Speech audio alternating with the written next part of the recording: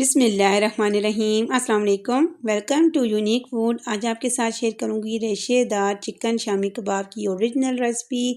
अगर आपने ये वीडियो फुल वॉच की तो मैं आपको गारंटी से कहती हूँ कि आपके जो कबाब है इसी तरह परफेक्ट रेशेदार और ज़बरदस्त से रेडी होंगे, और ना ही आपका इतना टाइम इसमें लगेगा और ना ही इतनी ज़्यादा मेहनत लगेगी। बहुत चटपट ये बन जाएंगे, अंदर से सॉफ्ट और ऊपर से क्रिस्पी। तो चलिए जल्दी से बनाना स्टार्ट करते हैं। बिस्मिल्लाहिर्रहमानिर्रहीम। तो सबसे पहले एक प्रेशर कुकर लेंगे, इसमें मैं दाल को डाल दूंगी। ये रेसिपी हम प्रेशर कुकर में रेडी करने लगे हैं। अच्छा, दाल जो है ना ये 2 कप मैंने ली है, इसको पहले भिगो देना है। दाल जो है इतनी सॉफ्ट होनी चाहिए कि आप इसको जब फिंगर की मदद से साथ तोड़ें तो आसानी से ये 2 पीस में डिवाइड हो जाए, मतलब इसको सॉफ्ट होना चाहिए। इस रेसिपी में ये आपने पॉइंट लाजमी नोट करना है। अच्छा, सेकंड में जो चिकन के रेशे बनाने के लिए ना हमें जो चिकन चाहिए वो हम चेस्ट का पीस यूज़ करेंगे। बड़े वाले चिकन का मैंने चेस्ट पीस लिया है, ये तकरीबन वज़न में 3 पाव है। यहाँ पे बोटियाँ बिल्कुल यूज़ नहीं करेंगे। इसी तरह बड़ा पीस लेंगे तो रेशे जो बनेंगे ना वो लंबे लंबे बनेंगे। और अब यहाँ पे प्याज ऐड करूँगी। 2 मीडियम साइज़ के प्याज लिए थे, इसको रफली काट लिया था, वो यहाँ पे ऐड कर दिए हैं। 1 टेबलस्पून भर के लहसुन अदरक का पेस्ट डाल देंगे। और अब यहाँ पे कुछ खड़े मसाले जाएंगे, जिसमें मैंने 15 दाने काली मिर्च के लिए हैं, 3 लौंग हैं, 2 बड़ी इलायची ली है जिसको अच्छे से तोड़ लिया है। इससे ही जो फ्लेवर आता है ना, मज़े का आता है। आपने इसको लाजमी तोड़ना है। और साथ में 1 टेबलस्पून ज़ीरा और 2 तेज़पत्ता, 2 दालचीनी के टुकड़े इसमें डाल देंगे। ये तमाम खड़े मसाले इसमें जाएंगे, इससे जो कबाब का टेस्ट है ना मज़े का आता है।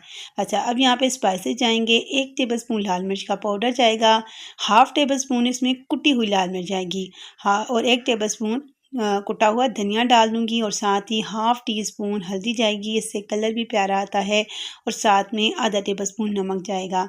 यहाँ पे स्पाइसेस जो हैं वो आप अपने हिसाब से कम ज़्यादा कर सकते हैं। और यहाँ पे अब पानी मैं डालूंगी 2 गिलास, इससे ज़्यादा पानी नहीं डालेंगे क्योंकि फिर दाल जो है ना उसमें पानी रह जाता है और बाद में ड्राई करना मुश्किल हो जाता है। 2 गिलास पानी जाएंगे। अच्छा, यहाँ पे ना आपने एक बात नोट करनी है कि जब हम इसको प्रेशर कुकर को बंद करके ना चूल्हे पे चढ़ा देते हैं, जब इसका विसल स्टार्ट होता है ना उसके बाद आपने 10 मिनट मीडियम फ्लेम पे इसको कुक करना है। हाई फ्लेम पे आप नहीं करेंगे, नहीं तो दाल जो है वो जल जाएगी और वो अच्छे से कुक भी नहीं होगी। 10 मिनट आपने मीडियम फ्लेम पे इसको अच्छे से कुक करने के बाद ये देखिए मैंने इसका जो स्टीम है इसकी निकाल दी है और काफ़ी थोड़ी सी दाल जो है ना ठंडी हो चुकी है। और दाल आपको दिखाती हूँ कितनी ज़बरदस्त सॉफ्ट हो चुकी है। बस इसी तरह की होनी चाहिए। और अब यहाँ पे सबसे पहले चिकन को यहाँ से निकाल देंगे।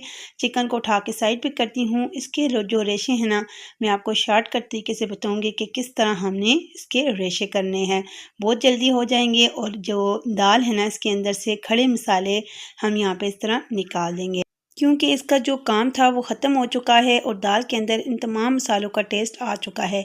बस काली मिर्च बेशक ना निकालिएगा, वो मैश हो जाएगी। तो इनको साइड पे करती हूँ। अभी दाल जो है ना थोड़ी थोड़ी गर्म है, तो यहाँ पे कुकर के अंदर ही हम इसको मैश कर लेंगे। ये गरम गरम ही यहाँ पे मैश होगी। तो बस जिससे हम चटनी कूटते हैं ना डोरी डंडा, उसकी मदद से यहाँ पर मैं इसको मैश कर लूँगी।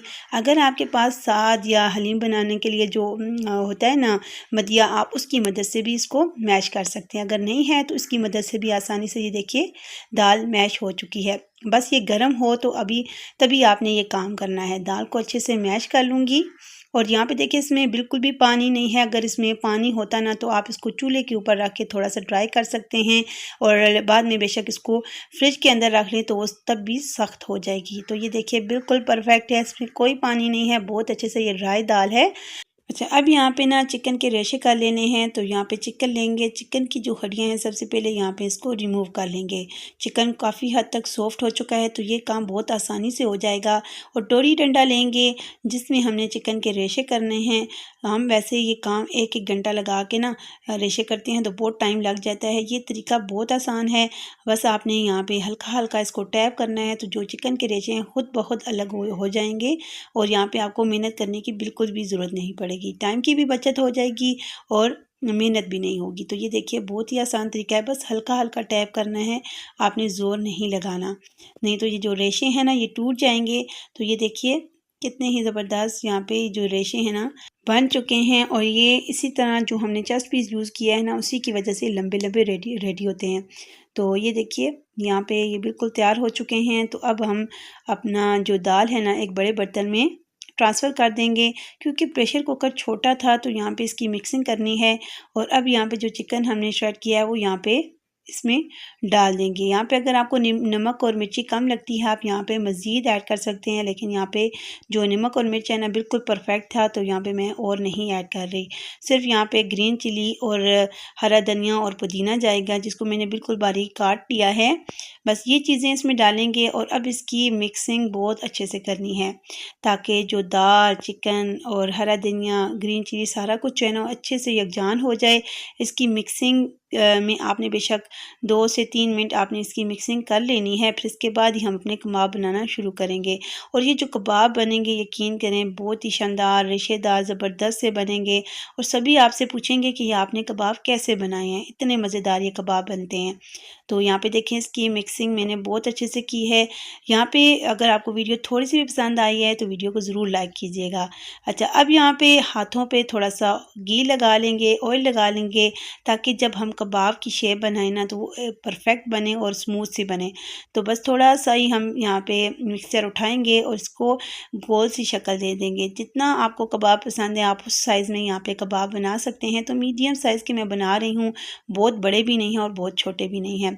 बहुत सारे यहाँ पे कबाब रेडी हो जाएंगे। ये देखिए माशाल्लाह, एक प्लेट मैंने जो फ्रिज में बना के रख भी दी है, बहुत ही ज़बरदस्त बने हैं, बहुत सारे ये बन जाते हैं। तो चलें इसको फ्राई करना स्टार्ट करते हैं। तो यहाँ पे मैंने 2 अदद अंडे लिए हैं, इसमें थोड़ा सा नमक डाल के इसको अच्छे से बीट कर लिया है और इसमें कबाब को डिप करके हमने फ्राई करना है। पैन में पहले ऑयल गर्म होने के लिए रख दिया था, ठंडे ऑयल में आपने इसको ऐड नहीं करना। जब ऑयल थोड़ा गर्म होगा तो तभी आपने कबाब को ऐड करना है। और इसमें थोड़ा सा गैप छोड़िएगा ताकि ये आपस में जुड़ ना जाए, अगर जुड़ जाएंगे तो ये टूट सकते हैं।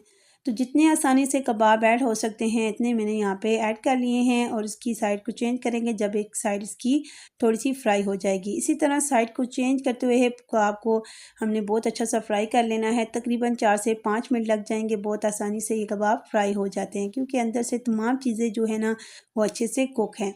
तो बस इसकी साइड को चेंज करते हुए मैं यहाँ पे फ्राई करके इनको निकाल लेती हूँ और बाकी कबाब भी यहाँ पे रेडी कर लेती हूँ। यहाँ पे अगर आप चैनल पे नए हैं तो चैनल को ज़रूर सब्सक्राइब कीजिएगा। इसी तरह की न्यू वीडियो के लिए बेल नोटिफिकेशन को भी ऑन कर लीजिएगा। और कमेंट करके आपने ज़रूर बताना है कि आपको वीडियो कैसी लग रही हैं, और लाइक करना आपने बिल्कुल भी नहीं भूलना। और यहाँ पे देखें बहुत ही ज़बरदस्त से हमारे कबाब रेडी हुए हैं, और ये अंदर से बहुत ज़्यादा सॉफ्ट और बाहर से क्रिस्पी हैं। और सभी इंशाल्लाह बहुत ज़्यादा पसंद करेंगे और सभी पूछेंगे कि आपने ये कैसे बनाए हैं। और यहाँ पे इसके साथ ही मैं इजाज़त चाहती हूँ, इंशाल्लाह नेक्स्ट वीडियो के साथ हाज़िर होंगी। तब तक अपना बहुत ख्याल रखिएगा। अल्लाह हाफ़िज़।